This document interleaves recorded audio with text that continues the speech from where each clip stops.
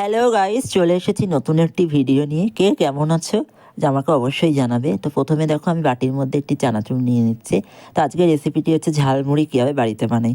তো চানাচুরটা নেওয়ার পর প্রথমে একটা পেঁয়াজকে আমরা কুচি কুচি করে কেটে নিয়েছি, তারপর শসা কেটে নিয়েছি, তারপর লঙ্কা কেটে নিয়েছি এবং তারপর ধনে পাতাটাকে চপ করে ওই শসা, লঙ্কা, পেঁয়াজ এবং চানাচুরের মধ্যে ভালো করে দিয়ে নিয়েছি।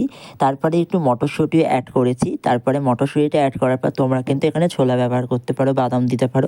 তো আমি ওসব কিছু দিইনি, একদম সিম্পলভাবে একটু কাসুন্দি দিয়ে দিয়েছি। এবারে কে কতটা মুড়ি খাবে একদম সেই আন্দাজে মুড়িটা নিতে হবে। তারপরে একটু তেল দিয়েছি, তেল দিয়ে একটু চামচের সাহায্যে নাড়িয়ে দিয়েছি। ঝালমুড়িটা বাড়িতে বানাই তাই একটু সিম্পল পদ্ধতিতেই বানাই, বেশি তেল ঝাল মশলা না দিয়ে। তো ভালো করে মাখিয়ে একটু লাল চায়ের সাথে এটা মজা নিচ্ছি। শীতের সন্ধ্যায় লাল চা আর মুড়িটা খেতে অসাধারণ লাগে। তো এক চামচ আপনাদের তুলেও দেখাচ্ছি কীভাবে কতটা সুন্দর লাগে। তো এইভাবেই আজকে রাতটা কাটাচ্ছি, সন্ধ্যাটা। কে কেমন আছে জানিও। সবাইকে জানাই হ্যাপি নিউ ইয়ার। টাটা।